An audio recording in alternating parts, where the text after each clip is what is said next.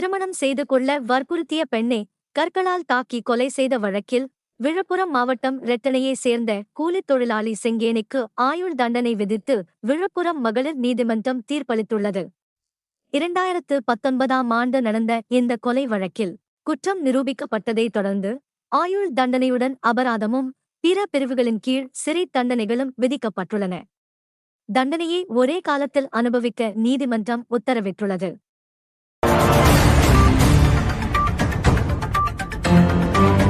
வானூர் அருகே சட்டவிரோதமாக செம்மண் கடத்திய 3 லாரிகளை புவியியல் மற்றும் சுரங்கத்துறை அதிகாரிகள் பறிமுதல் செய்தனர். கொண்டலாங்குப்பம் பகுதியில் செம்மண் கடத்தப்படுவதாக கிடைத்த ரகசிய தகவலின் பேரில் அதிகாரிகள் சோதனை நடத்தினர். அப்போது தலா 3 யூனிட் செம்மண் ஏற்றி வந்த 3 லாரிகள் சிக்கின. லாரிகள் பறிமுதல் செய்யப்பட்டு வானூர் போலீசாரிடம் ஒப்படைக்கப்பட்டுள்ளன. இது தொடர்பாக போலீசார் வழக்குப் பதிவு செய்து விசாரணை நடத்தி வருகின்றனர்.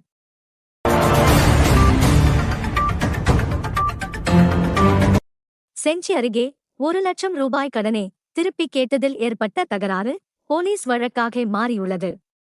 முள்ளூர் கிராமத்தைச் சேர்ந்த துரைமுருகன் கல்லேரியைச் சேர்ந்த கமல்தாசிடம் கடனை திருப்பிக் கேட்டபோது வாக்குவாதம் ஏற்பட்டதாக கூறப்படுகிறது. இதில் இரு தரப்பினரும் ஒருவரை ஒருவர் தாக்கிக் கொண்டதாக புகார் அளித்துள்ளனர். இருதரப்பு புகாரின் பேரில் 6 பேர் மீது அனந்தபுரம் போலீசார் வழக்குப் பதிவு செய்து விசாரணை நடத்தி வருகின்றனர்.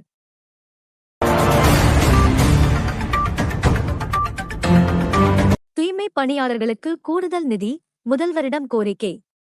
திண்டிவனத்தில் நகராட்சி தூய்மை பணியாளர்களுக்கு அடையாள அட்டை வழங்கும் நிகழ்ச்சி மற்றும் சிறப்பு மருத்துவ முகாம் நடைபெற்றது. இதில் சமூக நீதித்துறை அமைச்சர் வன்னி அரசு கலந்து கொண்டு நலத்திட்ட உதவிகளை வழங்கினார். அப்போது பேசிய அமைச்சர், தூய்மை பணியாளர்கள் வலியுறுத்திய தனியாருக்கு அவுட்சோர்சிங் முறையில் டெண்டர் விடும் நடைமுறை முதல்வரின் கவனத்திற்கு கொண்டு செல்லப்பட்டதைத் தொடர்ந்து தற்போது ரத்து செய்யப்பட்டுள்ளதாக தெரிவித்தார். மேலும் டாட்கோ மூலம் திருமண உதவி, மகப்பேறு உதவி, கல்வி உதவித்தொகை உள்ளிட்ட பல்வேறு நலத்திட்டங்கள் வழங்கப்பட்டு வருவதாகவும் தூய்மை பணியாளர்களுக்கு வழங்கப்படும் நிதியை அதிகரிக்க வேண்டும் என்று முதல்வரிடம் கோரிக்கை வைத்துள்ளதாகவும் அதனை முதல்வர் பரிசீலிப்பதாக தெரிவித்துள்ளதாகவும் அமைச்சர் வன்னி அரசு கூறினார்.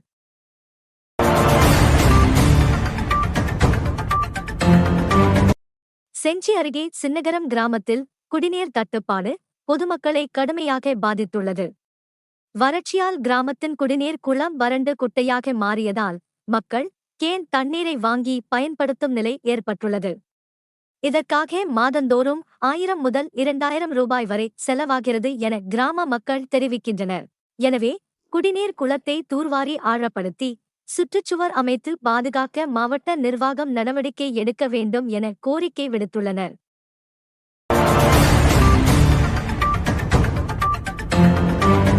விழுப்புரம் மாவட்ட வேலைவாய்ப்பு மற்றும் தொழில்நெறி வழிகாட்டும் மையத்தில் சிறிய அளவிலான வேலைவாய்ப்பு முகாம் நடைபெற்றது. பயிற்சி கலெக்டர் ஸ்ரீரஷத் முகாமை தொடங்கி வைத்து வேலை வழங்கும் நிறுவனங்கள் மற்றும் வேலை தேடுபவர்களுடன் கலந்துரையாடினார்.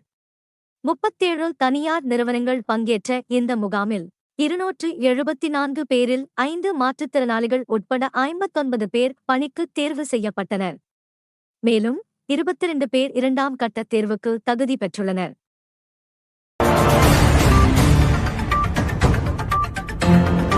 தமிழக மருந்து கட்டுப்பாட்டுத் துறையில் காலியாக உள்ள முக்கிய பணியிடங்களால் தரமான மருந்துகள் கண்காணிப்பில் சிக்கல் ஏற்பட்டுள்ளதாக தகவல் வெளியாகியுள்ளது.